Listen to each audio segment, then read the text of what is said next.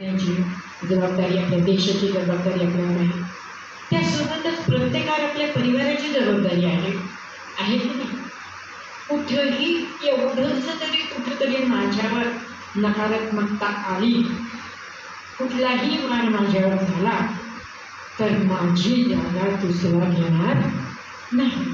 मग तुमच्या त्या कार्यक्षेत्रात म्हणा, त्या तुमच्या परिसरात म्हणा, तुमच्या मुलांसाठी म्हणा, आज प्रत्येकजण स्वतःचा बचाव करा. आम्ही सांगतो कोणता बचाव?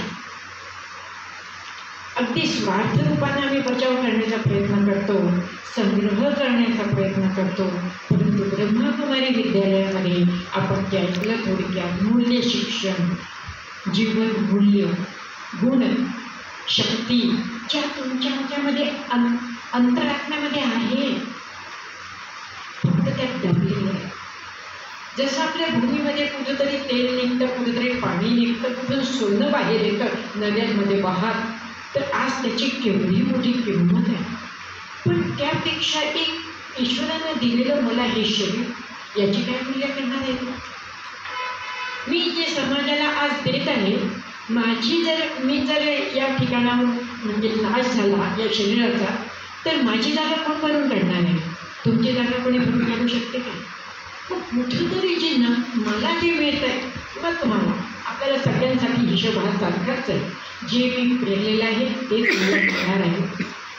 हा जर कर्माचा हिशोब प्रत्येकानं आता तरी म्हणते मी, कारण वेळ खूप शेवटाचा आलेला आहे. आज हे थर्ड वर्ल्ड वॉर सुरू झालेलं आहे, स्वीकारत आहोत आपण.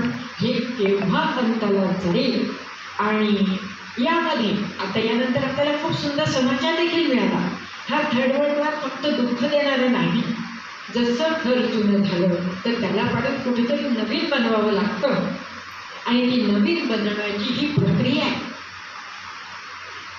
जुनं पाडल्याशिवाय नवीन बनत नाही, आणि नवीन बनवण्यासाठी प्लॅनिंग लागतं. तर तुमचं आमचं प्लॅनिंग वेगळं आहे, आणि ती ईश्वरीय सत्ता त्याचं प्लॅनिंग वेगळं आहे. आणि त्याचं जे प्लॅनिंग आहे ते 2012ला तुम्ही आम्ही ऐकलं की मायन सभ्यतेचा शेवटचा महिना 21 डिसेंबर, शेवटचा दिवस. 21 डिसेंबर गेलं 12, 21 डिसेंबर गेलं 22, आणि आता 21 डिसेंबर येईल 25. काळ बदलला असेल, कदाचित तो अभ्यास आहे, कुठेतरी आमचं चुकलं असेल.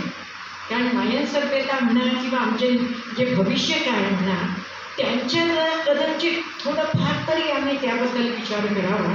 आणि परमेश्वरानं हा विषय खूप आधी 1936ला सांगितलेला की हा काळ बदलून पुन्हा या पृथ्वीवर नवीन सृष्टी निर्माण करा.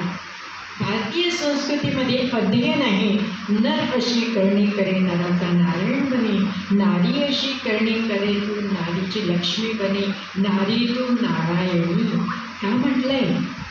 हे स्त्री पुरुष आत्म्यांनो, तुमच्यामधील नारीत्व आणि नारायणत्व तुम्ही जागृत करा. ते आतमध्ये फक्त दबलेलं आहे, आणि ते जागृत करण्याचं सर्वशक्तिवान परमात्मा या ब्रह्मकुमारी विद्यालयाला, आणि ती कार्य सगळ्यात जास्त रीतीनं आपण पत्रकार करू शकता. इलेक्ट्रॉनिक मीडिया ही पत्रकारिता असो, कारण आपलं स्वतःचं सशक्तीकरण, जसं मी सांगितलं, प्रत्येकाचं महत्त्व. मग एक व्यक्ती म्हणून महत्त्व आणि आपलं एक शरीर म्हणून महत्त्व जिथं आहे, तिथं एक मन, एक ताकद प्रत्येकाची आपण. मी करू शकतो.